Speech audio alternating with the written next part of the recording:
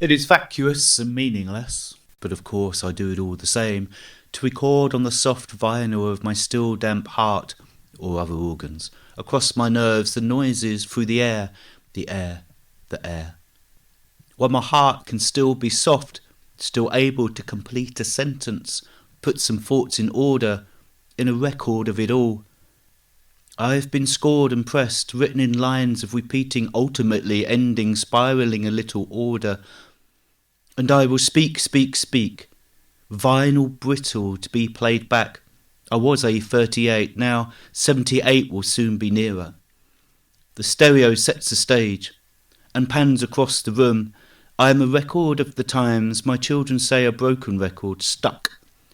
But now these lines are set on me, a record that can't be altered, be altered, be altered, be altered. Enter left of the stereo stage a woman, bitterbacky hard and awkward, angry at something but never sure what. She says when our Nan came back from the jab, she let the volunteer driver man drop her down the road.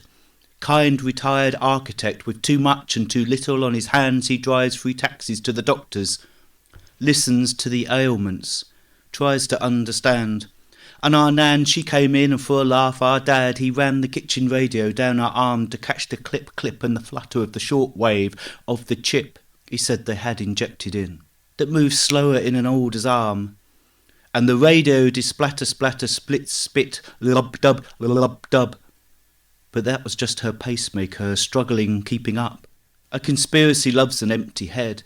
And she coughed, then coughed and coughed again, but she could taste the cheap tuna sandwich and the smell of tea, the smell of tea, the smell of heat of tea and curdled milk.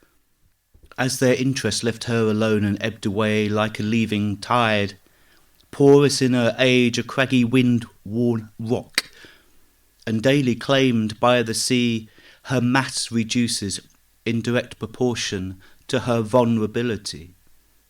And who would be old in the time of Corona? So many left in care homes or just outside the wards, waiting sandbags against the raging storms.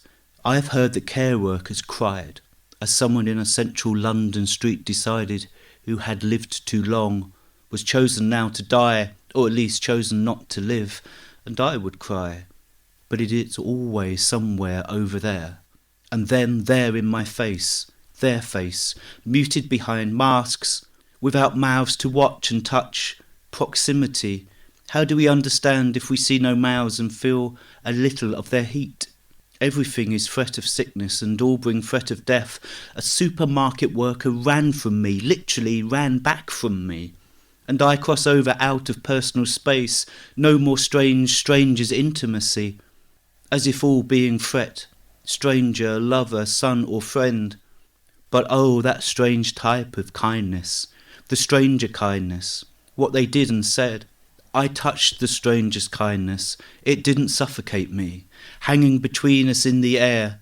Still some of this is kindness, and kindness will be left. There, panning stereo across the room, the voices of the characters enter. Then they leave.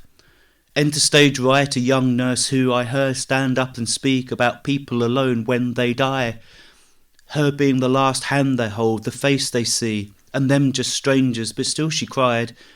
I listened as a lone parent, alone a mother, told me she wrote a letter to her son, struggling for breath on the kitchen floor, watching the sun rise, collecting her thoughts with her breaths, and ordering a sentence with each rise and fall, in case everything just fell, and never rose at all, at all, at all, against the kitchen door.